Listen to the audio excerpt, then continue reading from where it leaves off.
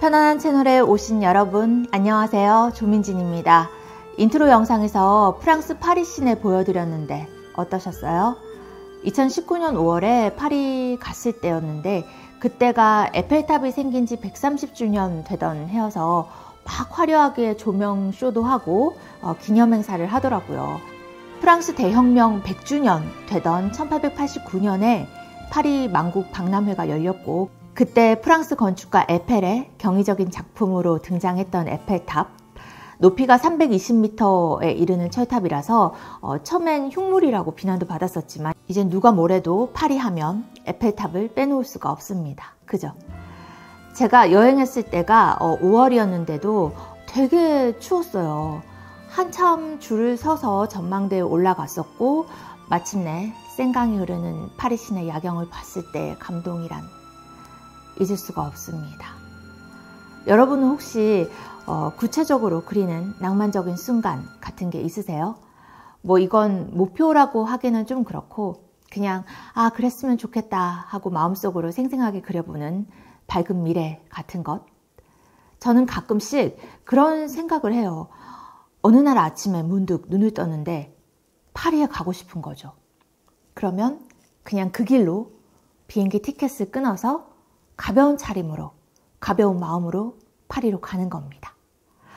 서울에서 파리까지 비행시간으로 한 13시간 안팎 되잖아요.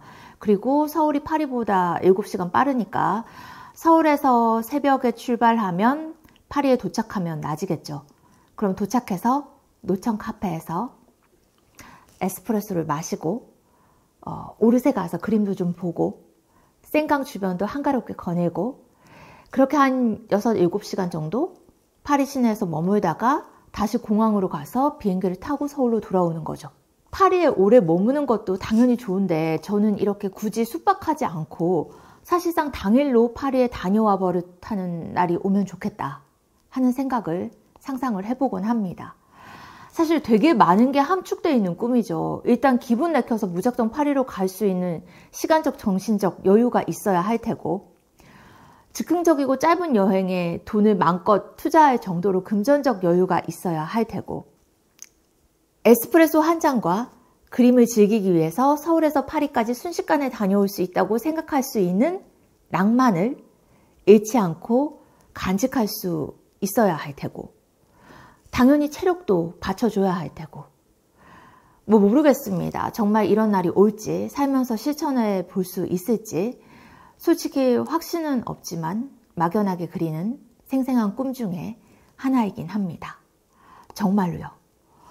이 정도 인생을 살았다면 죽을 때 아무 후회가 없을 것 같은 영상 보시면서 여러분들도 각자 동경하는 뭔가를 생생하게 그려보실 수 있다면 하는 마음에서 일부러 제가 말씀드려봤습니다. 근데 진짜 얘기만 했을 뿐인데도 기분이 엄청 좋아지네요. 모르겠어요. 허세? 그런 꿈은 허세 아니야? 이렇게 생각할 수도 있을 것 같지만 뭐 꼭 우리가 실속 있는 것만 추구해야 할까요? 세상은 무한하게 다채롭고 각자가 의미를 두는 건 다 다르니까 저는 이런 꿈도 관대하게 포용합니다. 여러분들이 꿈에 그리는 낭만은 어떤 것일까 궁금합니다. 이번 영상에서는 이렇게 우리 각자가 갖고 있을 법한 맹목적인 동경에 대한 수다를 떨어보면 어떨까 생각했어요. 저는 그 대상이 파리거든요. 모네는 런던의 겨울을 좋아했다는데 제 첫 책인데요. 영국 런던에서 연수하면서 썼던 사실상 런던 여행기입니다. 근데 여기에 유일하게 파리에 관한 챕터가 하나 포함되어 있어요. 전체 4부로 되어 있는데 좋은 걸 모아서 행복하게 라는 제목의 3부에서 나는 전생에 프랑스인이었을까? 라는 챕터가 있고 그 안에서 프랑스에 대한 저의 맹목적인 동경이 펼쳐집니다. 내가 혹시 전생에 프랑스인이었나 생각할 정도로 밑도 끝도 없이 프랑스가 좋고 심지어 런던에서 프랑스어를 배우러 다닌 얘기가 나옵니다. 이 책은 기본적으로요. 런던 여행기이기는 하지만 매 챕터마다 그림이 최소 하나씩 포함되어 있어요. 제가 그림 보는 걸 좋아해서 여행하면서 본 그림에 대한 감상과 각 챕터의 주제를 연결하는 식으로 책이 구성되어 있거든요. 근데 이 파리 챕터에 나오는 그림은 사실 제가 아직 직접 보지는 못했습니다. 하지만 제가 정말 좋아하는 그림 중에 하나라는 것. 사실은 이 그림을 그린 19세기 프랑스 인상파 귀스타브 카유보트라는 화가도 저는 좋아합니다. 같은 시기에 활동했던 모네나 르누아르, 드가 같은 인상파 화가들보다는 좀 덜 유명하고 작품도 덜 알려진 화가지만 파리 상류층에서 태어나서 부유하게 살 수 있었던 자신의 재력으로 동료 화가들을 아낌없이 후원하고 서포트했고 실제로 자기 작품을 전시하고 파는 것에는 크게 관심이 없었던 그 나름대로 참 쿨하고 시크한 인생을 살았던 사람이 카유보트였습니다. 그림 보여드리겠습니다. 이 그림은 미국 시카고 미술관에 있어요. 카유보트가 그린 파리 거리 비 오는 날입니다. 저는 직접 파리에 가보기 전부터 파리 하면 이 그림의 이미지가 떠올랐어요. 그림을 보고 있으면 정말 파리에 있는 것 같은 느낌을 줍니다. 제 책이니까 이 그림 관련 대목을 그냥 잠깐 읽어볼게요. 이 그림은 마치 내가 파리에 있는 것 같은 느낌을 준다. 왼쪽 저 멀리까지 뻗어나간 거리를 따라 골목으로 걸어 들어가면 갓 구워낸 빵 냄새를 솔솔 풍기는 예쁜 베이커리가 있을 것 같고 같은 곳을 바라보고 있는 우산 속 연인처럼 누군가와 함께 파리의 비 오는 거리를 걷게 될 날을 상상하게 된다. 빚어진 거리를 지나는 사람들의 발자국 소리와 우산 위로 떨어지는 빗방울 소리가 들리는 것 같고 제각각 목적지를 향해 걸어가는 멋진 파리지앵들이 눈앞을 스치는 것만 같다. 나는 그렇게 이 그림 한 장으로도 시공을 초월해 파리에 다녀오곤 했다. 화면 속 장소는 파리의 생라자르역에서 그리 멀지 않은 곳으로 모스코 거리와 튀린 거리가 만나는 지점쯤 된다고 한다. 1877년에 그려진 작품이지만 지금 봐도 되게 현대적이죠. 요즘 유행하는 스냅샷 감성이 이미 녹아 있습니다. 클로즈업 되어 있는 사람 잘려있기도 하고요. 실제로 카유보트는 당시 사진 기술의 영향을 많이 받았던 화가였대요. 입증되지는 않았지만 카유보트가 실제로 사진기를 이용해서 찍은 사진을 바탕으로 그림을 그렸다는 주장도 있습니다. 아무튼 이 그림은요. 근대적 도시로 탈바꿈한 이후의 파리 풍경을 그린 겁니다. 프랑스 초대 대통령이자 마지막 황제였던 나폴레옹 3세가 당시에 아주 비상한 행정가였던 오스만 도지사로 하여금 이른바 파리 개조 사업을 주도하게 했고요. 이 사업은 1853년에 시작해서 1870년에 마무리됐습니다. 그리고 구시대적인 파리가 지금 같은 도시의 모습을 갖추게 된 거죠. 아까 읽어드렸는데 지금 보시는 그림의 장소가 파리 도심에서 가장 번화한 곳 중 한 곳인 생라자르역 인근입니다. 파리 개조 사업이 끝나고 7년 후에 그려진 그림인데 카유보트의 이 그림에서는 과거와 현재가 혼재되어 있는 파리의 모습이 드러나 있습니다. 보시면은 가운데 클로즈업 된 커플들은 여전히 옷차림이 좀 예스럽습니다. 하지만 뒤로는 아주 현대적인 빌딩들이 보이죠. 빵을 좋아하는 저는 그림을 보면서 늘 저 골목 끝으로 걸어 들어가면 고소한 빵 냄새를 솔솔 풍기는 베이커리가 나올 것만 같다는 느낌을 받습니다. 사실 제가 이번 영상에서 이렇게 파리 얘기를 하게 된 이유를 좀 더 해보자면요. 이 책 때문입니다.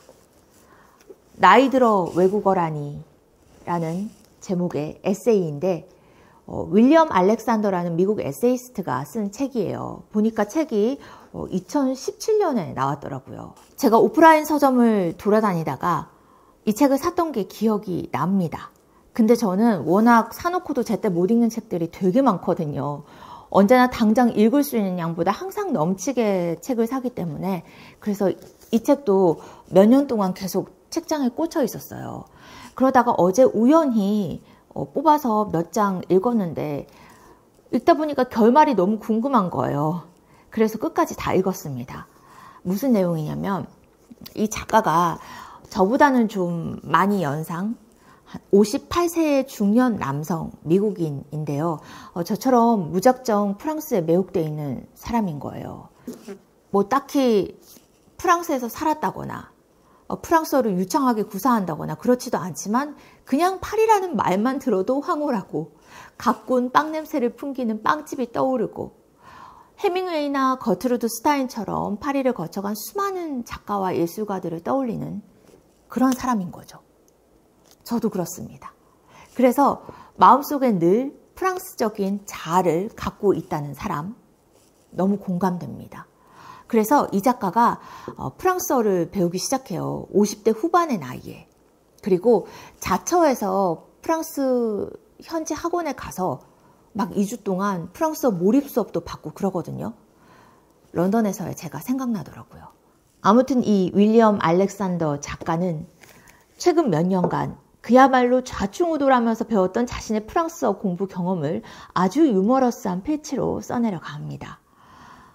중년은 물론이고요. 꼭 중년이 아니더라도 공부한 지가 언제더라 하는 나이에 이르러서 프랑스어에 막 관심을 갖고 초급 단계에 계신 분들이라면 읽으면서 아주 공감할 만한 유쾌하고 재밌는 또 유익한 에세이가 아닌가 싶습니다. 그리고 중요한 것, 궁금했던 결말이죠. 책 끝부분에서 이 작가는 지난 몇 년간 자기가 프랑스어를 배우면서 깨달은 가장 중요한 교훈이 무엇이었느냐에 대해서 고백합니다. 바로 이겁니다. 그 어떤 것도 사랑할 뿐 소유할 수는 없다. 여전히 프랑스어는 잘 못하지만 프랑스를 흠모하고 사랑하는 마음은 나날이 커져가고 있다는 것. 프랑스가 자신을 사랑하든 안 사랑하든 프랑스에 대한 자신의 사랑은 막을 수 없다는 것. 원하는 만큼 프랑스어를 익히지는 못했지만 그저 좋아해서 공부한 것만으로도 가늠할 수 없을 만큼 인생이 풍요로워졌다는 것을 작가는 솔직하게 고백했습니다.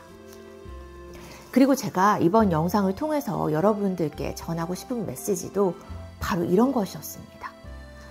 그야말로 맹목적으로 동경하고 좋아하는 것, 한두 개쯤 갖고 살면 좋지 않겠느냐는 거죠. 우리 인생에서 그야말로 풍요로움과 즐거움과 낭만을 주는 것들은 아마도 그런 게 아닐까 합니다.